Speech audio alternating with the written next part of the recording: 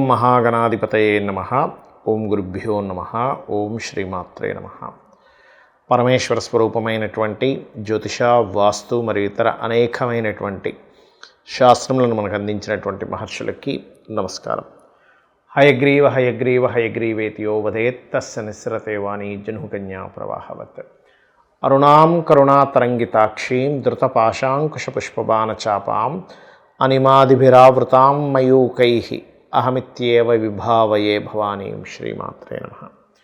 ప్రేక్షకులకి ఆ లలితాంబిక అమ్మవారి యొక్క అనుగ్రహం పరిపూర్ణంగా కలగాలని మనస్ఫూర్తిగా కోరుకుంటూ మనం ఈరోజు గురువు యొక్క మార్పు, మనకి మేజర్ ప్లానెట్స్ అయినటువంటి రాహు కానీ, కేతు కానీ, గురువు కానీ, శని కానీ మారినప్పుడు మేజర్ చేంజెస్ జరుగుతూ ఉంటాయి. ఆ రకంగా మే 15వ తేదీ నుంచి గురువు వృషభ రాశి నుంచి మిథున రాశిలోకి మారుతున్నాడు. అక్టోబర్ 19వ తేదీ కల్లా మళ్ళీ మారిపోతాడు, కర్కాటకంలోకి మారిపోయి నవంబర్ 12వ తేదీ నుంచి మళ్ళీ వక్రించుకుంటూ కర్కాటకంలో వక్రగతి ప్రారంభమై మనకి మిథునంలోకి రావడం జరుగుతుంది. ఈ సంవత్సరం యొక్క గొప్పతనం ఏమిటంటే ఎప్పుడూ కూడా చాలా రేర్గా జరుగుతాయి ఇవి. ఒకే సంవత్సరంలో అంటే విశ్వవసునామ సంవత్సరంలో 3 రాసులు మారుతున్నాడు గురువు. దీనివల్ల కలిగే ఫలితాలు ఏమిటనేది నేను మీకు ఎండింగ్లో చెప్తాను. ఏ లగ్నం లేదా ఏ రాశి వారు చెప్పేసుకున్న తర్వాత వీడియో ఎండింగ్ వరకు చూడండి. అయితే ఈ విషయాలు చెప్తుంది నేనైనప్పటికీ కూడా చెప్పిస్తుంది సాక్షాత్ లలిత అమ్మవారిగా భావిస్తూ ఒక్కొక్క లగ్నం గురించి మనం తెలుసుకుందాం. తులాలగ్నము, తులారాశి. తులవారికి కనుక చూసుకున్నట్లయితే ఈ లగ్నానికి కూడా గురువు పాపే. పాప అయినప్పుడు ఏమవుతుందండి అన్నప్పుడు ఇక్కడ సహజంగా గురువు శుభుడు అంటే సహజ శుభత్వం కలిగినటువంటి గురువు 9వ స్థానంలో ఉన్నందుకు కొంత గురుబలాన్ని పెంచుతాడు. అందులో ఎటువంటి సందేహం లేదు. కొంత ఎందుకంటే ఇప్పుడు మనకి చూడండి, మన ఆస్ట్రానమీలో కూడా ఖగోళ శాస్త్రాన్ని కూడా మేము చదువుకున్నట్లయితే ఎటువంటి శకలం వచ్చినా కూడా మనకి భూమి మీద టచ్ అంటే భూమి మీదకి వచ్చే ఆ శకలం తగలకుండా గురుత్వాకర్షణ శక్తితో గురువు తన వైపు లాక్కుంటాడు కదా. అలాగే న్యాచురల్గా మీ లగ్నానికి శుభుడైనా పాపైనా కూడా గురువు ఇచ్చే ఫలితం గురువే. అంటే కొన్ని ప్లానెట్స్ ఉన్నాయి, శని, గురువు, రాహుకేతు. ఇవి కాలము, మోక్షము, కర్మ, జీవ అంటూ ఉంటారు. సో ఆ రకంగా ఇక్కడ కొంత గురుబలం పెరుగుతుంది. కాకపోతే బ్యాంక్స్ నుంచి తీసుకునే లోన్స్ విషయంలో లేదా తండ్రులు గురువులతో అనవసరమైన గొడవలు, అనవసరమైన అగ్రెసివ్ దీంట్లోకి వెళ్ళడం అనేటువంటిది చాలా స్పష్టంగా చూపిస్తుంది ఇక్కడ.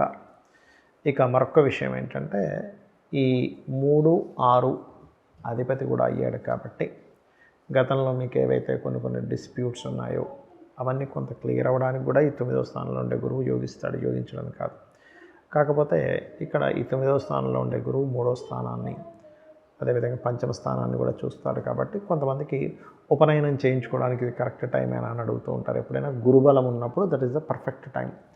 దీంతోపాటు మీ జూపిటర్ ఎక్కడున్నాడు, మీ పంచమాధిపతి ఎక్కడున్నాడు, మీరు రవి ఎక్కడున్నాడో కూడా చూసుకోవాలి. ఉపనయన సంబంధించినటువంటి ముహూర్తాలు చూసుకున్నప్పుడు అయితే కామన్గా కూడా మన వాళ్ళు ఏం చెప్తారంటే 9లో గురువు ఉన్నప్పుడు చేయొచ్చు అని చెప్తూ ఉంటారు. ఇదొకటి. ఇంకోటి ఏంటంటే కొంత గురుబలము ఎప్పుడైతే 9లో ఉంటుందో కొన్ని చికాకుల నుంచి అదేదో భగవంతుడు మనల్ని రక్షించినట్టుగా కొన్ని సంఘటనలు మీకు జరుగుతాయి.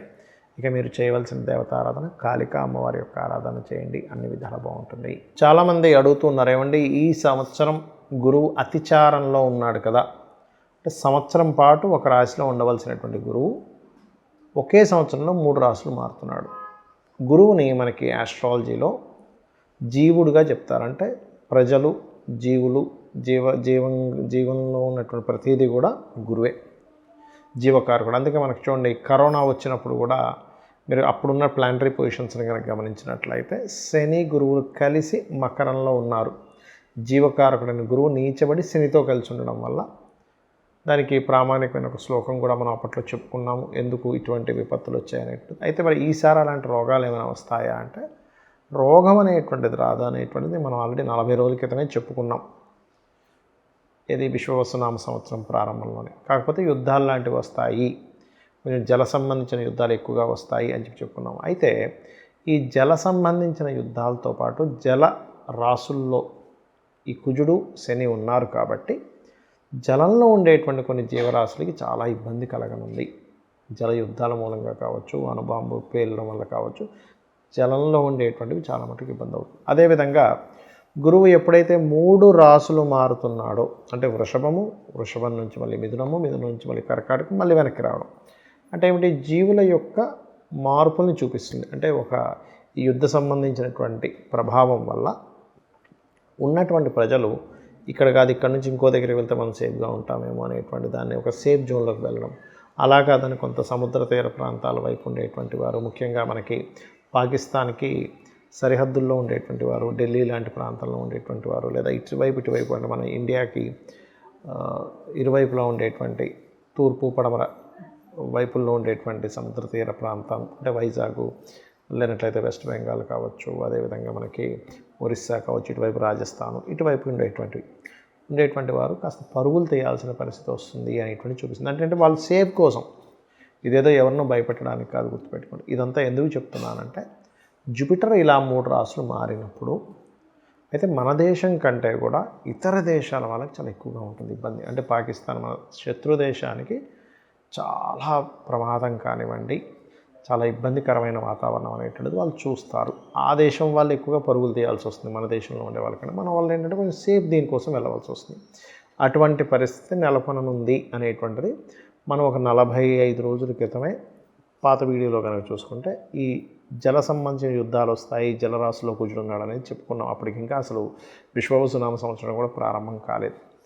అయితే ఈ షష్టగ్రహ కూటమి, గ్రహణం ఇవన్నీ కూడా దానికి యాడ్ ఆన్ అవుతున్నాయి, కాదని కాదు. అయితే మరి అందరూ సరే నాకు డేట్ ఆఫ్ బర్త్ ఉంది కాబట్టి నేను పలానా రెమెడీ చేసుకుంటాను, మరి లేని వాళ్ళ పరిస్థితి ఏమిటి, ఈ యుద్ధ సంబంధించిన వాటి నుంచి కాపాడుకోవడానికి ఏమిటి, ఈ గురువు మారుతున్నందుకు మీకు మంచి ఫలితాలు రావడానికి ఏమిటి అని చూసుకున్నట్లయితే, ఎప్పుడైనా శని గనక మీనరాశుల్లో సంచరించేటప్పుడు ప్రధానంగా జరిగేవి ఏమిటి అంటే కొంతమంది పీఠాధిపతులు వాళ్ళలో మార్పులు కానివ్వండి, లేనట్లయితే వాళ్ళకు కొంత హెల్త్ రిలేటెడ్, లేకపోతే వాళ్ళలో కొంత ఇబ్బంది కావడం, కొంచెం ధర్మానికి ఇబ్బంది రావడం, ఇట్లాంటివన్నీ కూడా శని గుర్రాశిలో ఉన్నప్పుడు ఇస్తూ ఉంటాడు. అయితే ఇక్కడ ప్రతి ఒక్కరు కూడా చేసుకోవాల్సిన రెమెడీ ఏమిటి శని మీన రాశిలో ఉన్నందుకంటే దక్షిణామూర్తి యొక్క స్తోత్రము, కాలభైరవుడి యొక్క అష్టోత్తరము ఎక్కువగా చేసుకుంటూ ఉండాలి. కాలభైరవ స్తోత్రం మనందరం వినే ఉంటాం, దాన్ని విన్నా సరిపోతుంది. ఏమంటే నాకు నోటికి రాదండి అని బాధపడుతూ ఉంటారు చాలామంది. చక్కగా మీరు ప్రశాంతంగా మీరు విన్నారంటే కాలభైరవ అష్టకము, కాలభైరవుడు ఈ కాలంలో జరిగేటువంటి ఏవైతే విపత్తులు ఉంటాయో ఆ విపత్తుల నుంచి మిమ్మల్ని కాపాడడం జరుగుతుంది, గుర్తుపెట్టుకోండి. అలాగే హైదరాబాద్ నగరంలో ఉండేటువంటి వారు కూడా కాస్త ఈ ప్రాంతాల్లో ఎక్కడైతే మనకి జనసంచారం ఎక్కువ జరుగుతుందో అక్కడ కూడా కొంత జాగ్రత్తగా ఉండాలి. పుణ్యక్షేత్రాలు, అదేవిధంగా ఈ ప్రార్థనా స్థలాల మీద కూడా ఎఫెక్ట్ అనేటువంటిది ఉంది కాబట్టి ప్రార్థనా స్థలానికి వెళ్ళేటువంటి వారు ముఖ్యంగా మంగళవారాలు, గురువారాలు మరింత జాగ్రత్తగా ఉండాలి, గుర్తుపెట్టుకోండి. అదేవిధంగా మరి ఇంకేం రెమెడీస్ చేసుకుంటే బాగుంటుంది అంటే గోవులకి బెల్లం తినిపించడం కానివ్వండి, గురు మంత్రము మీకు గనక మీ గురువుల ద్వారా ఎవరి ద్వారా అయినా మీకు గురుమంత్రం లభించినట్లయితే గురుమంత్ర జపం చేసుకోవడము, దక్షిణామూర్తి స్తోత్రము, దత్తాత్రేయుడి యొక్క చరిత్ర చదువుకోవడము, వీలున్నప్పుడల్లా కూడా కాస్త గురుగ్రహం దగ్గర శనిగ్రహం దగ్గర దీపారాధన చేయడము, గోవులకి బెల్లం తినిపించడము, ఇవి చేయండి. ఖచ్చితంగా మీరు మీ యొక్క కుటుంబము సేఫ్గా ఉంటుంది. మనందరము కూడా ఆ యొక్క అమ్మవారి అనుగ్రహంతో సురక్షితంగా ఉండాలని మనస్ఫూర్తిగా కోరుకుంటూ శ్రీమాత్రే నమః.